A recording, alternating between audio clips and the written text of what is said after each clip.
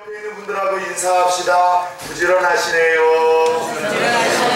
네, 우리 1시간 반이나 예배가 앞당겨서 오늘 특별하게 드림에도 불구하고 이렇게 원근각처에서 또 시간 잊지 않고 늦지 않게 달려와 주신 여러분들 주의 이름으로 축복하고 또 환영합니다. 특별히 이번 소련회를 위해서 참 많은 분들이 관심을 가져주시고 기도해 주셔서 얼마나 감사한지 모르겠어요. 당의 장로님들께서도 또 여러 모양으로 후원해 주셨고 또 우리 일구 형제도 참 또 믿음으로 후원해 준 것 참 또 감사하고요. 또 우리 김명희 집사님과 또 우리 그 애터민 부산 지부장님께서 또 어제 오셔서 우리 성도님들에게 또 필요한 이렇게 또 칫솔 또 치약 이렇게 또 예쁜 세트를 어제 또 다량으로 또 건네주고 또 축복하고 가셨어요. 그 외에도 또 여러 모양으로 후원해 주신 분들이 계실 텐데 우리 다음 주 또 우리 장로님들을 통해서 정식으로 또 주보의 그 감사의 마음을 또 적어 다시 한번 또 감사를 전달하도록 하겠습니다. 다시 우리 옆에 있는 분들하고 한번 축복합시다. 하나님께서 당신을 정말로 사랑하십니다. 여러분을 정말로 사랑하세요. 언젠가 예수 믿는 그리스도인들을 대상으로 이런 질문의 설문조사가 진행된 적이 있었습니다. 어떤 질문이었는가 하면 당신이 죽을 때 마지막으로 듣고 싶은 성경 말씀은 무엇이냐? 당신이 죽을 때 마지막으로 듣고 싶은 하나님의 말씀, 성경 말씀은 무엇이냐? 여러분들은 어떻습니까? 만약 여러분들에게 임종의 순간이 온다라면 여러분 가족들에게 혹은 자녀들에게 배우자들에게 좀 어떤 성경 말씀을 읽어달라고 부탁을 하고 싶고 좀 듣고 싶습니까? 이 질문에 이 부동의 대답 1위는 역시 우리 오늘 함께 본문을 읽었던 시편 23편이었었습니다. 저는 목사라는 직분 때문에 이 임종 직전의 성도님들, 사람들을 참 마주 대하는 일들이 잦은 그런 사람입니다. 이 죽음 직전에 처하신 분들을 자주 찾아가서 이 마지막 임종 예배를 드릴 때마다 목사인 저 역시 마지막 임종을 앞둔 이들에게 가장 많이 읽어드리고 들려드리는 말씀은 어떤 말씀일까요? 역시 저도 이 시편 23편의 말씀이에요.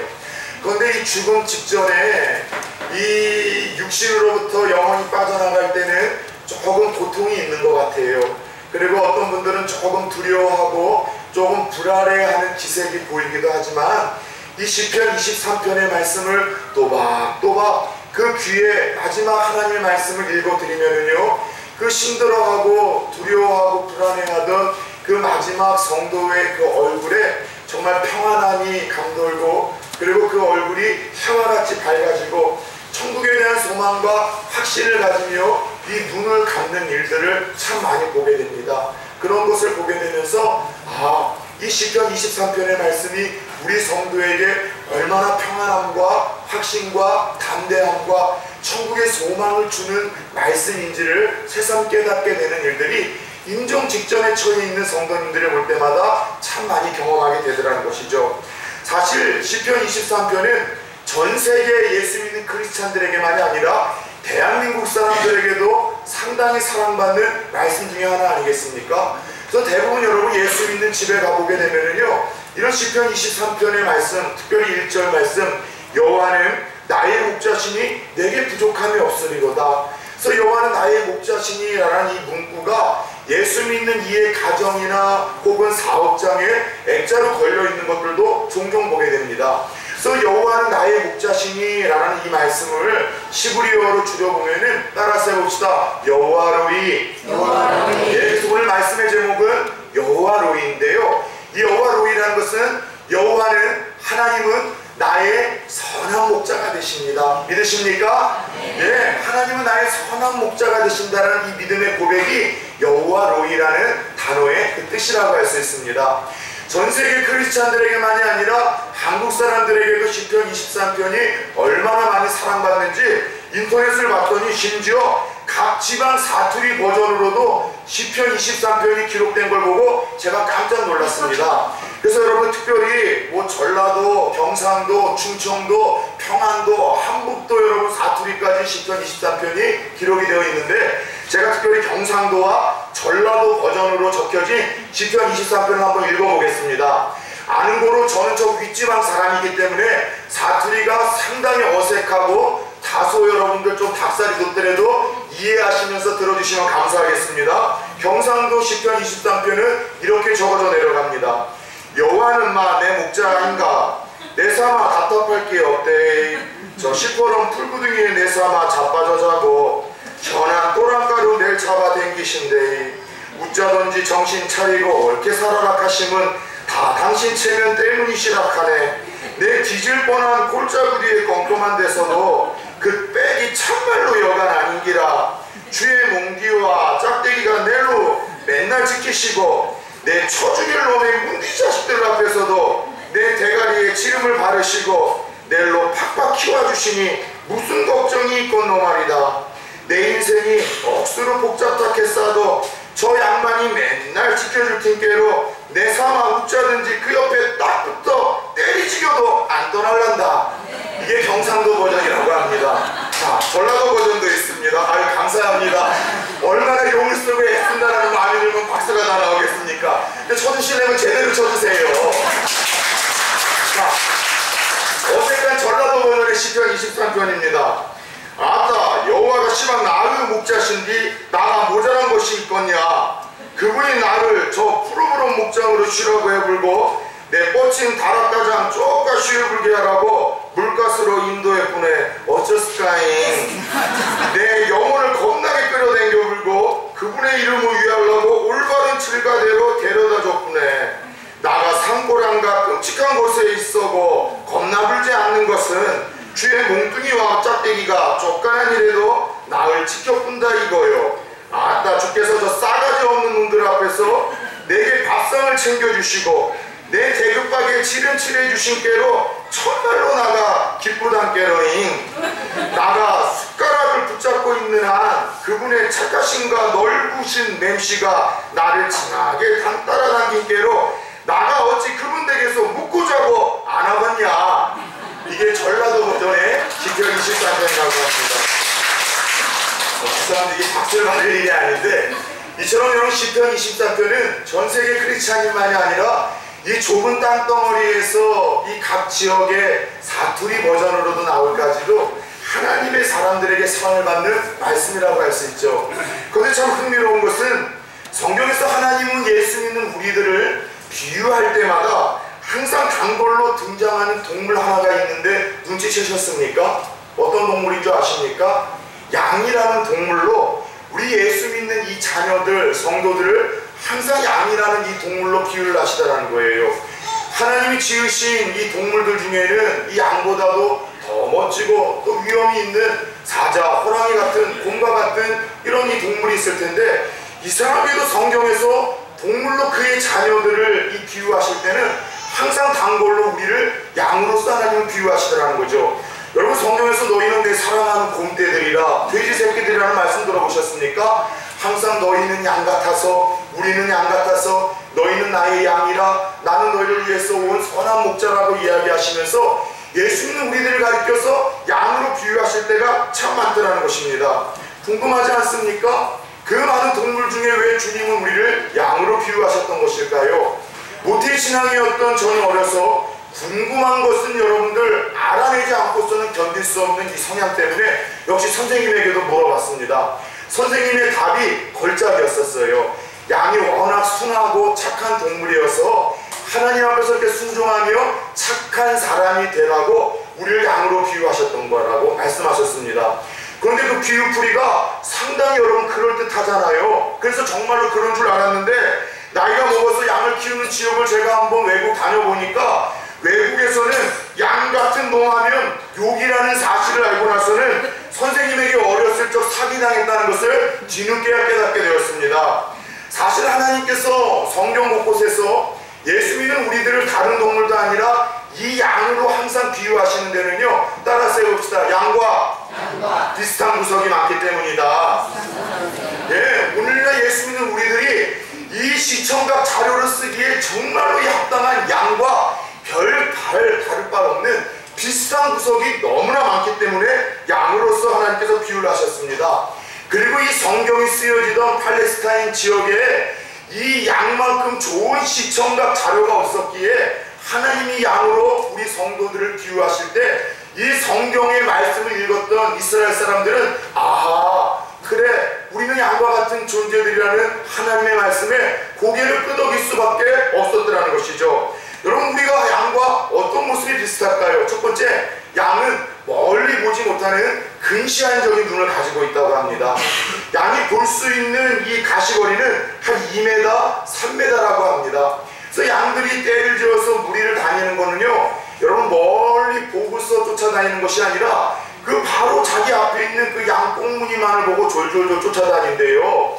그래서 유대 지역과 같은 유다 광야에는요, 험준한 비탈길과 여러분 이 낭떠러지가 많은데, 실제로 여러분 이 유다 지역이나 혹은 산악에서 양을 치울 때에는요, 이 양이 한 마리가 앞에서 떨어지다 보니 우르르 다 절벽으로 떨어져서 몰사하는 일들도 다반사라는 얘기를 들었습니다.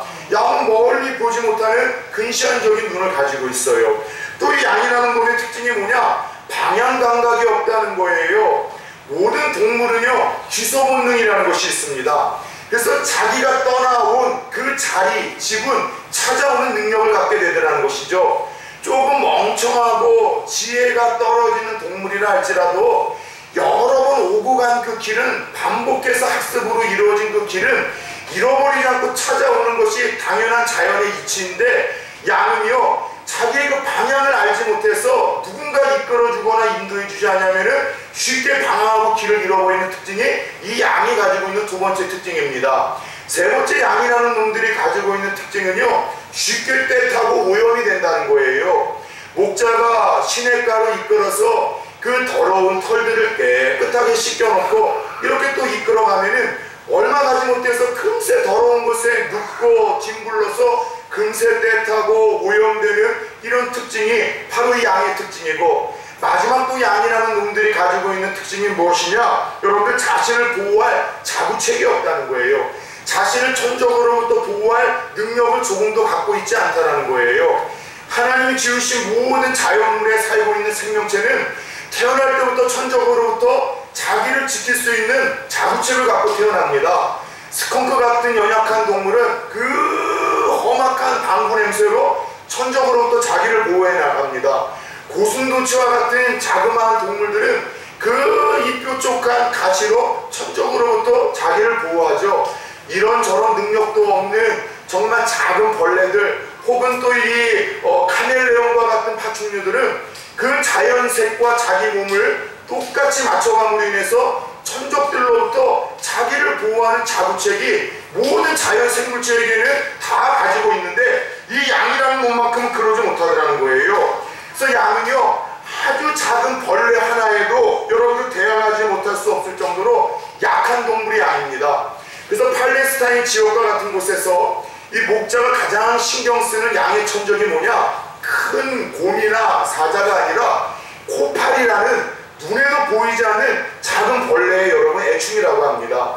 코파리라고 해서 양들이 서로 좀 비대끼다가 부대끼다가 찢기고 상처가 나면은 항상 그 이 상처에 뒤집고 들어가서 알을 낳고, 그 애벌레가 여러분 부대기가 되면은 양을 깨집어 보면은 군데군데 그런 벌레들이 상당히 많아요. 그런데 문제는 뭐냐?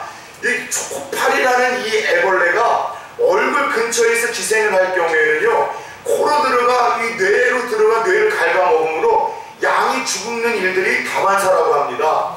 그래서 선한 목자는요, 하루의 일과를 마치고 양 한 마리 한 마리를 보면서 그렇게 여러분의 상처가 난 양을 가슴에 끌어안고 기름을 부어주는 것은 그 상처난 그 양이 코파리를 통해서 혹시 사망이나 하고 죽을까 싶어서 치료하는 의미로 기름을 선한 목자가 양에게 붓는다는 것을 우리가 알아야 된다는 것이죠. 따라서 양들이 가지고 있는 이런 특징들, 멀리 보지 못하고 천적으로부터 자기를 보호할 자구책도 없고, 쉽게 씻겨놓더라도 오염되고 때가 타고, 그리고 어디로 가야 할지 모르는 이 여러분 길을 잃어버리는 방향감각이 없음이, 여러분들 왜 우리 인간들을 양으로 비유하셨는지를 이 양들의 특징을 보면은 너무나 명확하게 드러나지 않습니까? 우리 인간들이 양과 다를 바가 뭐가 있습니까? 모든 거 다 알고 있다라고 큰 소리를 치지만 정작 이틀 3일 뒤, 아니 5분 1시간 뒤에 내 삶에, 내 가정의 자녀들에게 모르는 앞을 내다보지 못하는 인생들이 우리 인생들 아니겠습니까? 여러분, 멀리 바라보지 못하고 당장 내 눈앞에 있는 그 여러분 세상의 그 유익과 쾌락을 위해서 평생 부유하는 길을 걸어가고 있는 것이 우리의 인생 아니겠습니까? 여러분, 앞길이 보이지 않고 또 미래가 보이지 않아서 어디로 가야 할지 몰라서 방황하고 답답해하는 것이 우리의 인생 아니겠습니까? 천년만년 살 것처럼 큰 소리치고 자신감을 갖지만은 정작 작은 질병이나 사고, 사건을 통해서 여러분 그 속에서 내 생명 하나 지킬 힘이 없을 정도로 너무나 연약한 것이 우리의 인생 아니겠냐라는 것이죠. 여러분, 요즘에 우리가 이 7월, 8월 한 달 동안만 우리가 한번 이 대서특필되었었던 사고, 사건들을 한번 더 넘어봅시다. 차가 여러분들, 멀쩡한 차가 급발진을 해서 그것을 멈추지 못해서 온 일가족이 여러분 죽은 끔찍하고 안타까운 사건을 우리는 신문과 뉴스를 통해서 수도 없이 들었습니다. 여러분들, 인도로 갑자기 세워놨던 차가 불러와서 걸어가던 행인을 쳐서 여러 죽였었던 그런 안타까운 소식도 들었었죠. 게다가 코털을 뽑다가 여러분 뇌수용학으로도 사망했다는 기사를 듣고 저는 좀 웃기도 했었습니다. 횡단보도를 신호를 받고 녹색 뿌리기에 건너다가 여러분들 그 신호를 무시하고 뺑소니 치고서 도망치던 차로 인해서 엄청난 인명사고가 여러분이 해운대에서 일어났던 것을 우리는 얼마 전에 기록하고 있지 않습니까? 그것뿐입니까? 여러분, 얼마 전에 우리 금요일날 토요일날 별똥별들이 쏟아지는 장관이 여러분 하늘에 연출이 됐었잖아요. 근데 전라도에 영광했었던 50대 한 여자가 길에 누워서 그 별똥별이 쏟아지는 걸 보고 소원을 빌다가 지나가던 차에 치였다라는 사고 사건을 듣고 저는 좀 한참 웃었어요. 별똥별이 떨어질 때 그걸 보고 소원을 빌면 응답이 되어진다면서요. 아마도 건강하게 해달라고, 행복하게 살게 해달라고, 잘 살게 해달라고 별똥별 놓칠까 싶어서 길바닥에 누워서 그거 보고서 여러분 소원을 빌 지나가던 차에 여러분 치여서 사고 사건이 일어나고 말았습니다. 제가 차를 수리할 때마다 조금 모르는 곳에 가면은 덤탱이를 쓸까 싶은 그런 불안감이 운전하는 우리들에게 있잖아요. 그래서 조금 멀더라도 항상 자주 찾아가는 믿을만한 단골 카센터가 있었습니다. 그리고 거기를 갔었던 이유 중에 하나는 장가를 가지 못한 좀 노총각인 제 친구가 거기서 일을 하고 있었어요. 그럼 제가 갈 때마다 그 친구는 항상 하는 얘기가 그거예요. 야, 하나님이 진짜 있기는 있는가 보다. 너 같은 놈을 목사로 만든 거 보면은 진짜 하나님이 있다는 얘기를 들려주고, 꼭 두 번째 들려주는 이야기는 뭐냐면은 교회에 괜찮은 자매 좀 없냐? 자매만 소개시켜주면 교회를 나가겠대요.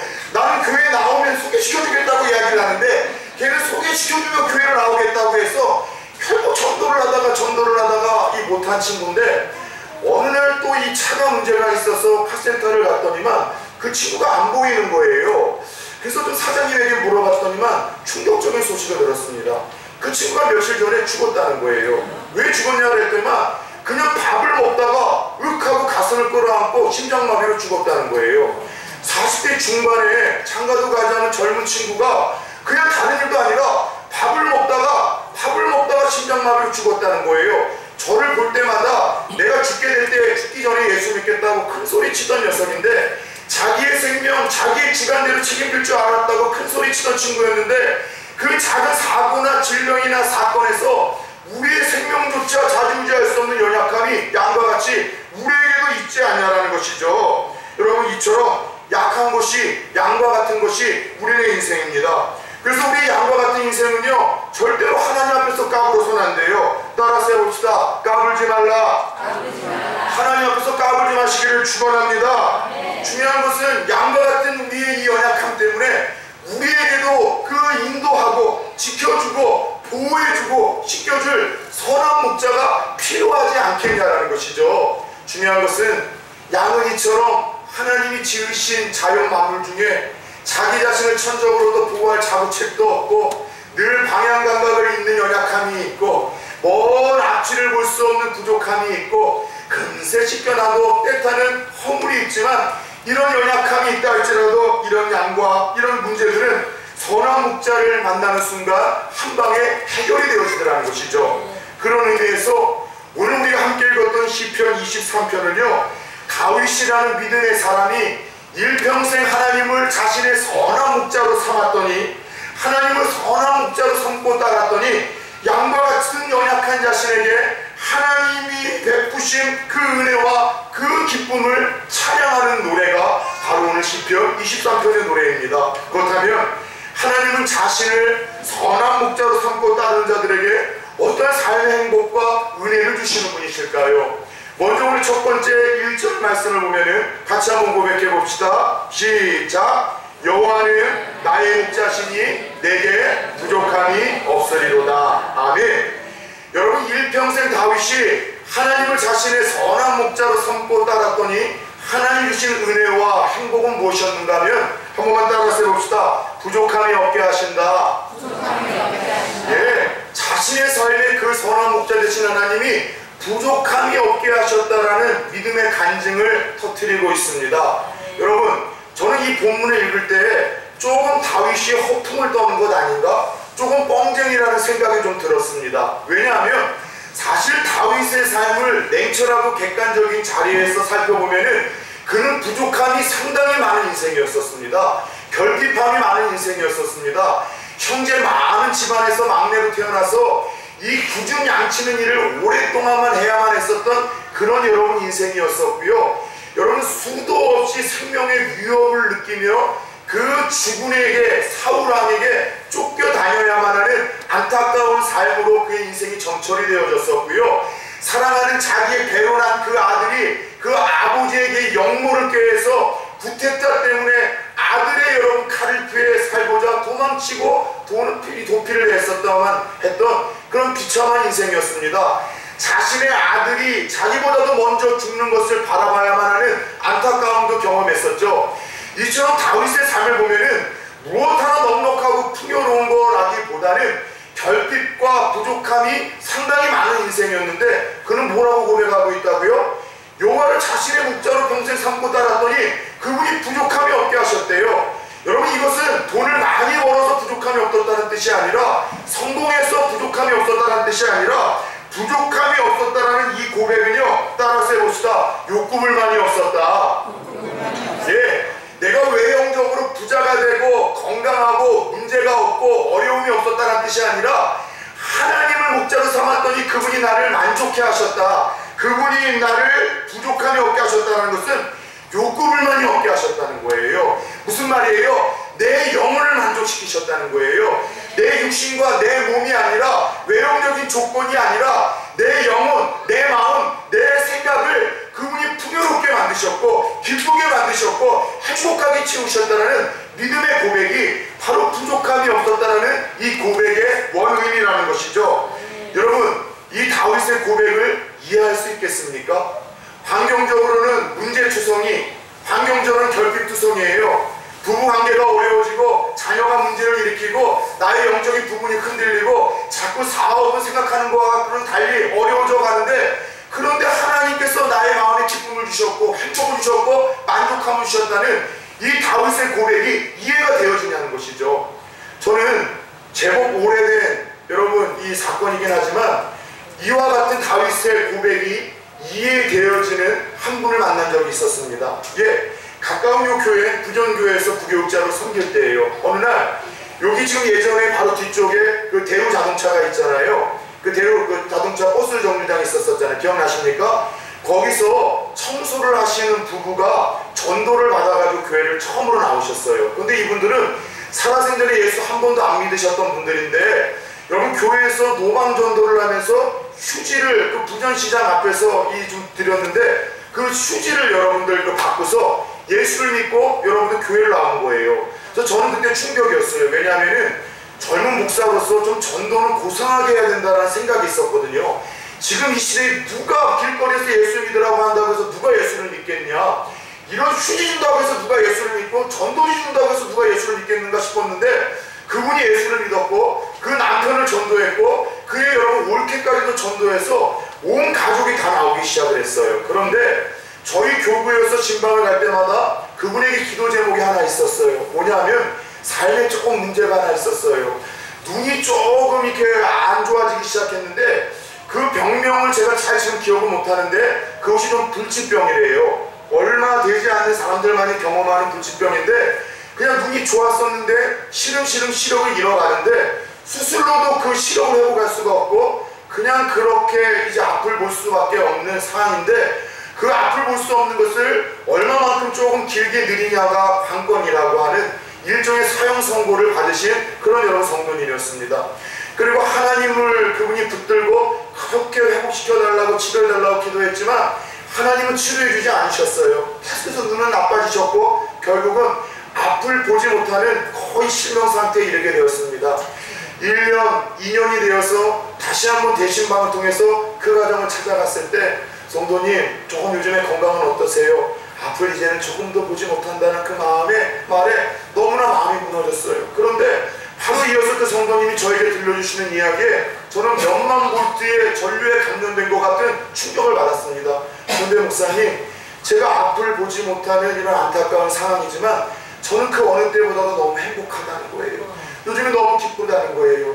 하나님이 나만을 사랑해 주시는 것 같고 하나님이 나의 기도만 들어주시는 것 같고 내가 예배를 하거나 기도를 할 땐 하나님이 나만을 안아주시는 것 같아서 앞을 보지는 못하지만 너무나 행복하고 기쁘다라는 그 성도님의 고백이 그냥 입 바른 입 서비스가 아니라 영혼 깊은 곳에서 하나님으로만 말미암아 터져나올 수 있는 그 진정한 고백이라는 사실을 제가 여러분 느끼게 돼서 얼마나 충격과 감동을 받았는지 제가 여러분 지금도 그 기억이 여러분 잊혀지지가 않더라는 것이죠. 여러분, 그래요.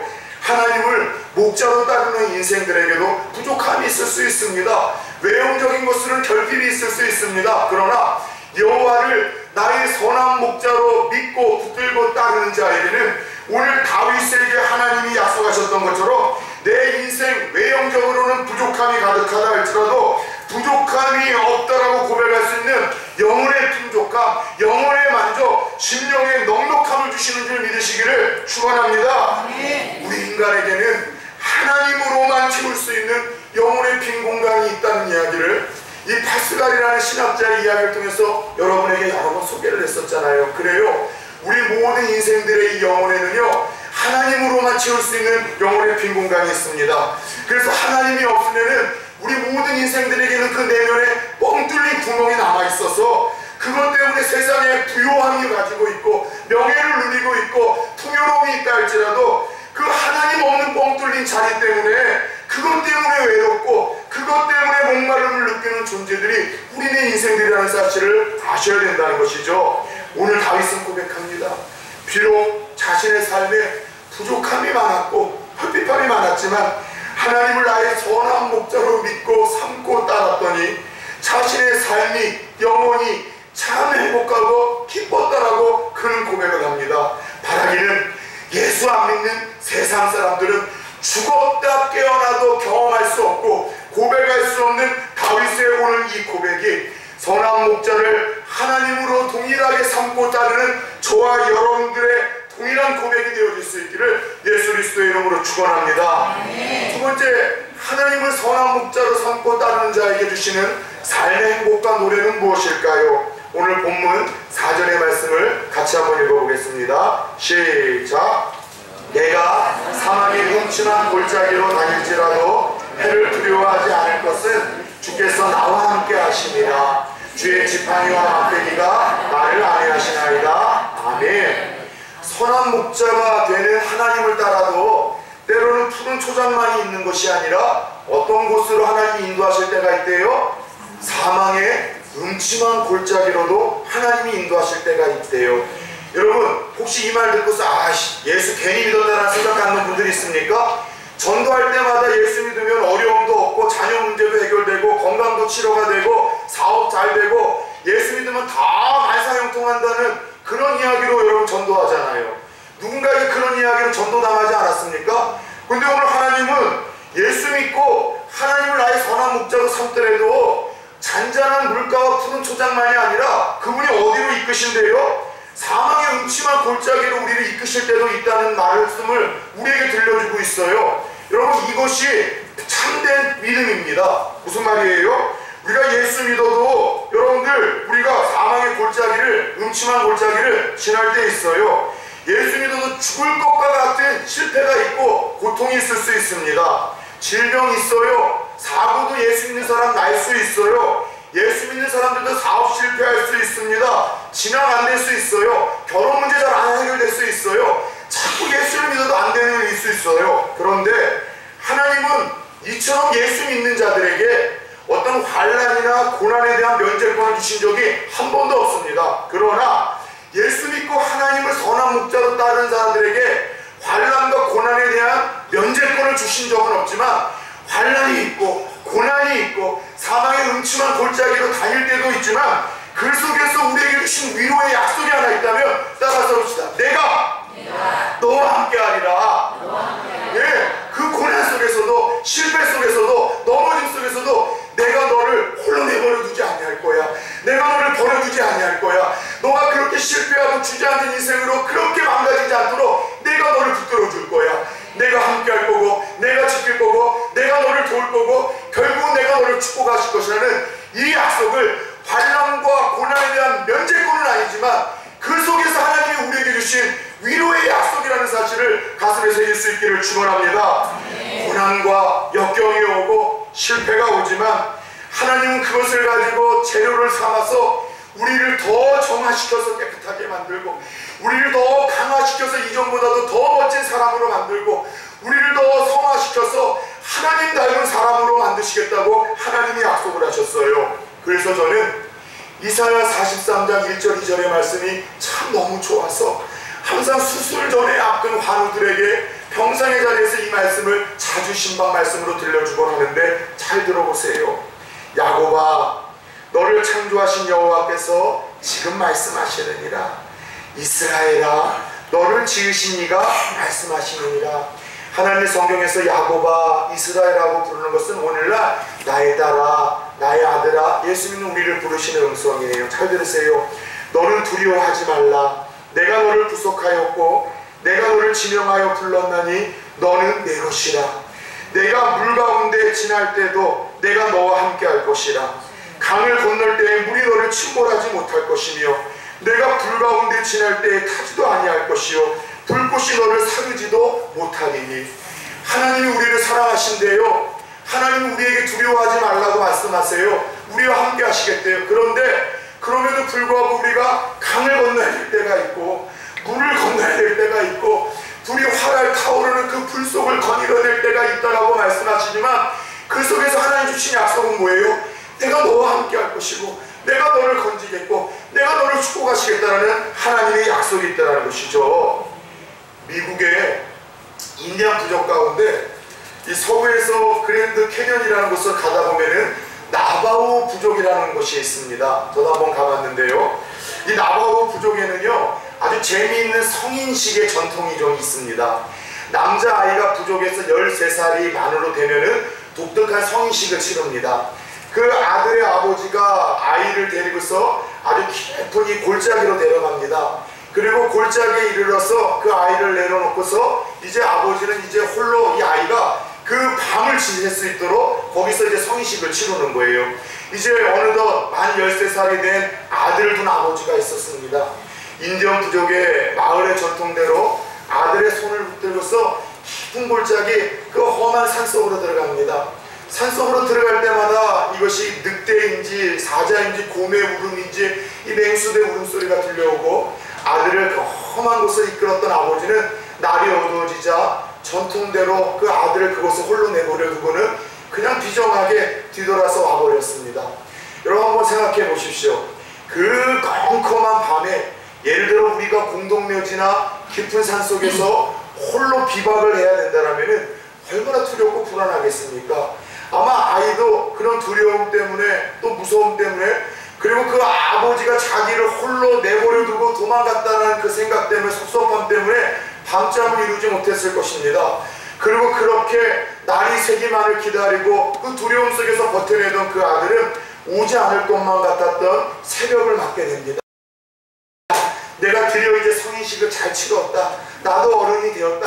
나도 이제는 드디어 이제 성공을 했다. 이런 안도의 숨을 쉬고서 이제 돌아가기 위해서 이제 짐을 주섬주섬 챙기기 시작하는데 자기가 머물렀던 곳에서 얼마 되지 않은 곳에 뜻하지 않은 인기척이 들리는 거예요.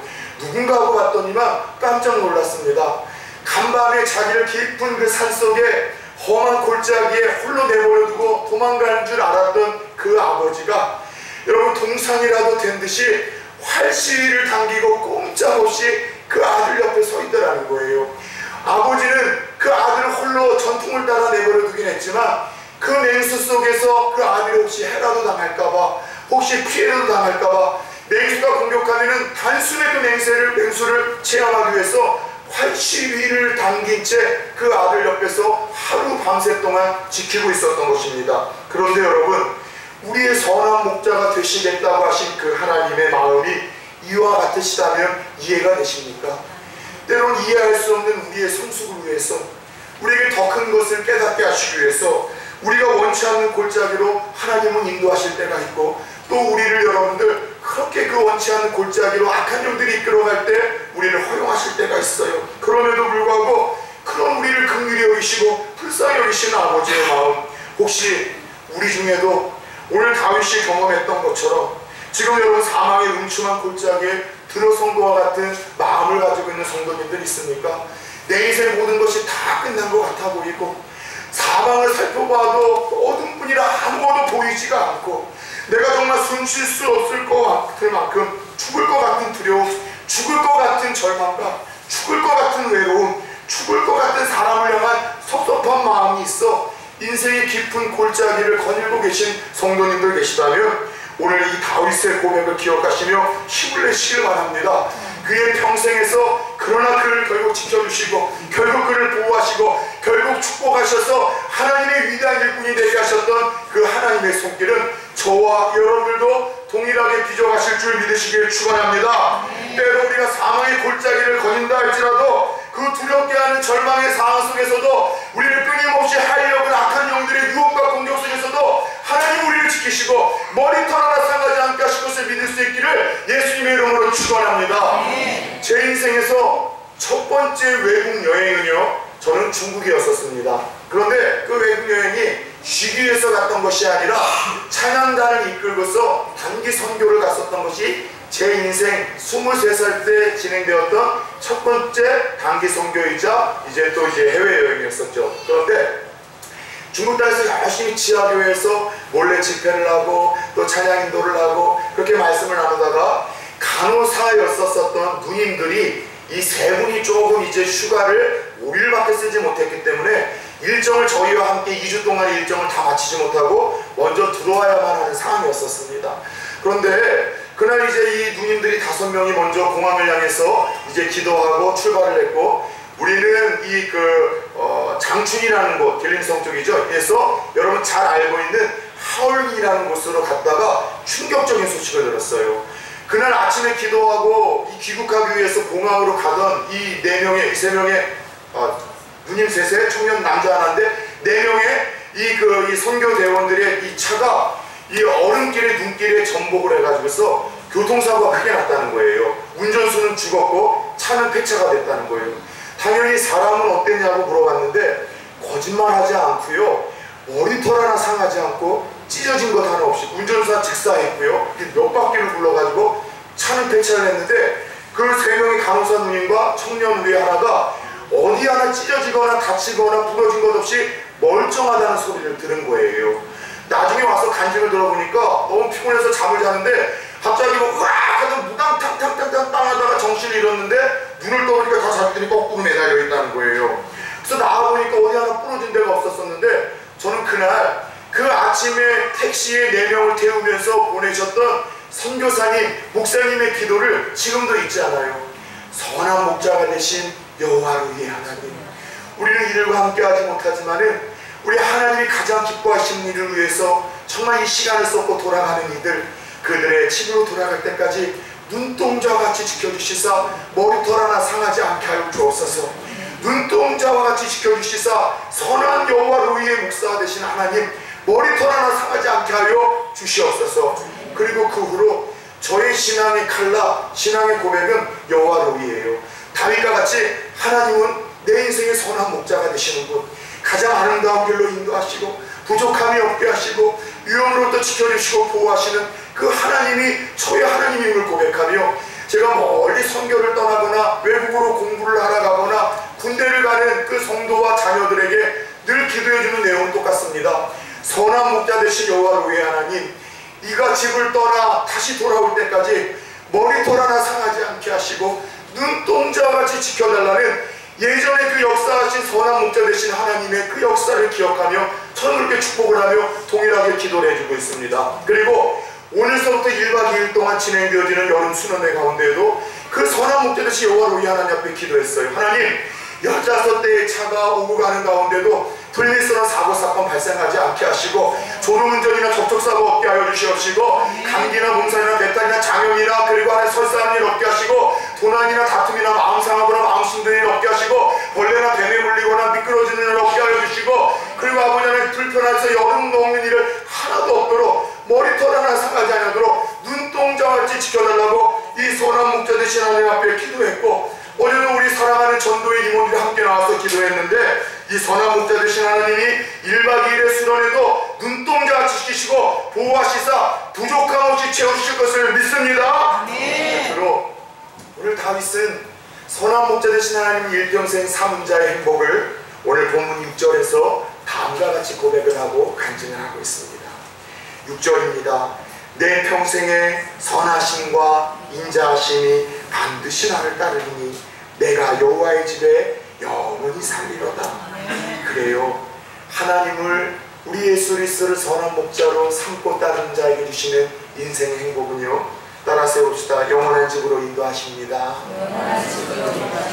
우리에게 영생, 그 천국을 하나님께서 주시고 친히 인도하신다는 것이죠. 저는 여러분에게 여러 번 이야기한 것 같아요. 우리가 예수를 믿어야만 하는 이유, 교회를 나와야 하는 이유가 조금 더 착하게 살고 바르게 살고 세상에서 성공을 하거나 축복을 받기 위한 목적이라면 저는 굳이 교회에 나와야 될 필요가 없다고 생각하는 목사입니다. 그런 목적이라면 예수 믿을 필요 없어요. 왜냐하면 다른 종교에서도 다 그런 거 가르쳐줘요. 어떻게 착하게 살아야 되는지, 어떻게 바르게 살아야 되는지, 어떻게 정직하게 살아야 되는지. 다른 종교, 불교에서도 유교에서도 다 그런 얘기하지 않습니까? 어떻게 하면 세상에서 축복을 받고 성공할 수 있는지는 여러분 꼭 종교가 아니더라도 세상 처세술을 통해서도 우리가 배울 수 있는 지식들입니다. 그래서 우리가 교회에 나와야 되는 이유, 예수 믿는 이유를 좀 더 괜찮은 사람으로 인간답게 살고 내가 성공하고 축복받기 위해서 여러분 나온다면 교회 안 나오셔도 돼요. 예수 안 믿으셔도 됩니다. 그런데도 우리가 여러분 예수가 생명이고 교회를 나와 예수를 붙잡아야 된다는 그 진리를 포기할 수 없는 이유, 믿지 않는 세상 사람들은 너희는 왜 이렇게 배타적이냐, 너희 기독교는 왜 이렇게 독선적이냐, 너희 예수 믿는 사람들은 왜 이렇게 편협해서 불교도 천주교도 다른 종교에도 다 구원이 있고 다른 종교에도 다 천국을 갈 수 있다고 얘기를 하는데 너희 왜 예수 믿는 기독교만큼은, 예수만큼은 예수의 다른 길이 없다라고 왜 독선적으로 편협하냐라고 이야기를 해도 우리가 타협할 수 없는 분명한 진리를 우리는 확신하고 있기 때문입니다. 그건 무슨 이유예요? 우리가 예수를 믿고 교회를 다니는 가장 큰 이유는 구원을 받기 위함입니다. 믿으십니까? 영생의 문제를 해결하기 위함입니다. 믿으십니까? 여러분, 찰나와 같고 아침에 피었다가 저녁 때에 지는 이 짧은 밤의 경전과 같은 이 땅에서의 인생이 아니라 이 죽음 너머에 영원한 생명이 있는데 그 영원한 생명은 예수를 믿어야지만 누릴 수 있고 가질 수 있다는 이 하나님의 말씀을 확신하기 때문에 우리는 예수 외에 구원이 없고 예수 외에 생명이 없고 예수 외에 영생의 여러 방법이 없음을 확신하는 사람들 아니겠습니까? 예수 외의 죄의 문제, 구원의 문제, 죽음의 문제는 오직 우리를 위해서 선한 목자가 되어 이 땅에 오셔서 십자가에서 물과 피를 쏟아 대신해서 희생해 주신 그 예수 그리스도를 믿음으로만 주어진다는 것이 우리의 믿음 고백 아니냐는 것이죠. 오늘 찬양단이 너무나 이 말씀과 같은 이 동일한 감동으로 오늘 말씀을 찬양을 선곡한 것 같아요. 오직 믿음으로 말미암아 살리라. 세상 흔들리고 사람들 다 떠나도 오직 예수를 믿는 믿음 하나만으로 우리가 살 수 있고 영생 갈 수 있다는 찬양의 고백을 올리지 않았냐는 것이죠. 세월이 흘러서 오늘 다윗이 선한 목자라고 고백했던 그 하나님은 인간의 몸을 입고 이 땅에 오셔서 요한복음 10장 10절 11절에서 그 인간의 몸을 입고 이 땅에 오신 그 하나님은 동일한 이러한 고백을 우리들에게 들려주고 계십니다. 도둑이 오는 것은 도둑질하고 죽이고 멸망시키려는 것뿐이요, 내가 온 것은 양으로 생명을 얻게 하고 더 풍성히 얻게 하려는 것이라. 따라서 해봅시다. 나는 선한 목자라. 아멘. 나는 선한 목자라. 선한 목자는 양을 위하여 목숨을 버리거니와. 세월이 흘러서 그 하나님은 인간의 몸을 입고 이 땅에 오셔서 물과 피를 쏟으셨습니다. 왜요? 우리의 선한 목자가 되어주셔서 여러분 우리에게 생명을 주시기 위하여, 우리의 인생이 정말 방황할 수밖에 없는 우리의 인생, 악한 영들로부터 우리 자신을 보호할 자구책이 없는 연약한 우리의 인생, 끊임없이 죄로 인해서 넘어지고 쓰러져서 그 영원한 사망길로 쳐닫고 있는 저주받은 우리의 인생에 그 영생을 주시기 위하여, 우리의 생명을 풍요롭게 하시기 위하여 선한 목자 되신 주님은 이 땅에 인간의 몸을 입고 오시어 십자가에 죽으셨다고 말씀을 하고 있습니다. 그래요, 죄로 인해서 더러워지고 죄로 인해서 무너진 우리의 인생에 영원한 생명과 풍성한 삶을 주시기 위하여, 영원한 나라를 소망하며 죽음 앞에서도 담대히 찬양하기 위하여 선한 목자 되신 하나님은 우리에게 오셨습니다. 미국에 한 소년 하나가 암에 걸렸습니다. 그리고 자기의 아들이 사형 선고를 받고 시한부 인생으로 살아가는 그 순간부터 이 안타까워하던 엄마는 사랑하는 아들과 함께 성경을 읽어내리기 시작했습니다. 그리고 그 육신의 고통 때문에, 질병의 고통 때문에 힘들어하는 아들을 볼 때마다 엄마는 언제나 20편, 23편을 늘 읽어주고 자주 들려줬다고 합니다. 여호와는 나의 목자시니. 이 구절을 영어로 하면은 5단어라고 합니다. The Lord is my shepherd. 여호와는 나의 목자이시니. 그리고 엄마는 아들의 손가락 하나하나를 꼽아가면서 여호와는 The Lord is my shepherd. 이 하나하나를 꼽아가면서 말씀에 특별히 4번째 손가락, 하나님은 아들아 너의 선한 목자가 되어주셔. 하나님은 이 땅에서 죽음으로 끝나는 것이 아니라 영원한 생명으로 인도하시는 그 하나님이신데, 너가 여호와를 나의 목자로 삼고 그 예수 그리스도를 너의 목자로 삼고 나가면은 하나님께서 이 죽음의 문턱에 너를 넘겨주셔서 천국으로 영원한 안식것이 있는 그곳으로 너를 이끌어 주실 것이라고 이야기를 하며, 이 4번째 손가락을 언제나 시편 23편을 들려줄 때마다 심주어 꼽았다고 합니다. 그리고 몇 날 며칠 이 어린 아들은 드디어 몸이 점점 더 약해져 갔고, 그리고 여러분들 20편, 23편의 말씀을 어머니가 들려줄 때 이 말씀을 들으며 이제 숨을 거뒀다고 합니다. 차디차게 죽어가는 아들을 본 순간 엄마는 깜짝 놀랐다고 합니다. 왜냐하면 아들이 죽어가면서 그 연약한 자신의 오른손으로 엄마가 늘 들려줄 때마다 여호와는 너의 목자시여, 너의 선한 목자라고 일컬으며 그 심주어 이 눌러줬던 4번째 자신의 왼쪽 손가락을 자신의 오른손으로 꼭 쥐고, 그리고 하나님 앞에 부름을 받았다는 것입니다. 선한 목자 되신 하나님을 그 엄마가 들려주셨던 말씀처럼 끝까지 붙들고 숨을 거뒀던 것이죠. 사랑하는 여러분, 오늘 다윗은 여호와를 선한 목자로 삼고 따르는 자의 행복을 노래합니다. 그분은 우리를 천국으로 인도하신다는 거예요. 그렇다면 오늘 말씀을 마치며 여러분들에게 마지막 질문을 던지고 싶습니다. 여러분들은 누구의 양들이십니까? 여러분들에게 있어서도 정말 여호와가, 예수 그리스도가 여러분의 선한 목자가 되어주십니까? 여러분이 정말 의지하는 것, 따라가는 것, 신뢰하는 것, 여러분은 무엇을 인해 기쁨을 얻으십니까? 무엇을 인해 영혼의 만족을 얻으십니까? 바로 그것이 다윗의 고백처럼 예수 그리스도, 선한 목자 되신 그 여호와 로이의 하나님으로 인해서 우리의 영혼의 만족과 또 우리의 이 영생의 문제가 해결되어짐을 동일하게 고백할 수 있는 하나님의 사람들 되어줄 수 있기를 예수 그리스도의 이름으로 축원합니다. 기도하겠습니다.